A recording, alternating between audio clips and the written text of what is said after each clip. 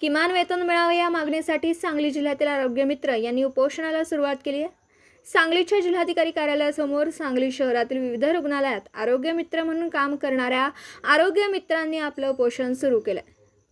सर्व आरोग्य मित्रांना किमान वेतन कायद्यानुसार वेतन मिळावं आणि त्यांच्या कुटुंबियांना विमा संरक्षण मिळावं अशी मागणी या निमित्ताने सर्व आरोग्य मित्रांनी केली।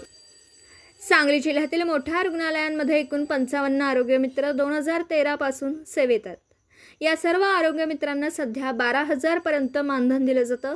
मात्र वाढती महागाई लक्षात घेता आता या आरोग्य मित्रांनी किमान वेतन कायद्यानुसार वेतन मिळावं अशी मागणी करत आंदोलन सुरू केलं आहे। एवन अपडेट न्यूज सांगली। माझं नाव अक्षदा दिंडे, मी आरोग्य मित्र म्हणून काम करत आहे।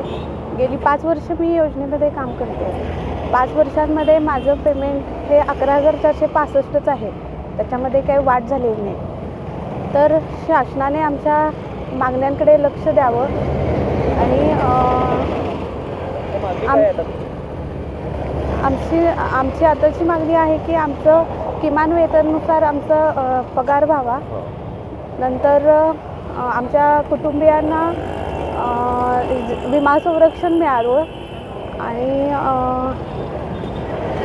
ह्या आमच्या मागण्या आहेत। मी आरोग्य मित्र दीपक रास्ते, सांगली जिल्ह्यामध्ये महात्मा ज्योतिराव फुले जन आरोग्य योजना व प्रधानमंत्री जन आरोग्य योजनेत कार्यरत आहे। गेल्या 13 वर्षापासून आम्ही सर्वजण सांगली जिल्ह्यामध्ये रुग्णांची सेवा करत आहे। योजनेचा रुग्णांना लाभ देत आहे। आम्ही 18 फेब्रुवारीपासून काम बंद धरणे आंदोलन जिल्हाधिकारी कार्यालय सांगली येथे करत आहे। आमच्या मागण्या आहेत, आम्हाला किमान वेतन कायद्यानुसार आरोग्य मित्रांना किमान वेतन कायद्यानुसार किमान 26,000 रुपये वेतनवाढ मिळावी व वार्षिक 10% पगारवाढ मिळावी। तसेच आरोग्य मित्राच्या कुटुंबांना आरोग्य विम्याची शाश्वती मिळावी, यासाठी मी 18 तारखेपासून आंदोलन करीत आहे। आम्ही शासन स्तरावर मागील 1 वर्षापासून नेहमी पाठपुरावा करत आलेलो आहे, परंतु कोणी आमच्या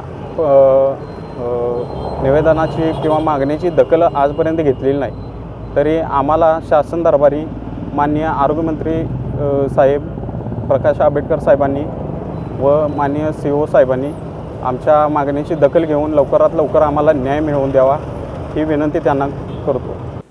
दिवसभरातील घडामोडींचा आढावा घेण्यासाठी पाहत रहा N24 मराठी न्यूज चॅनल।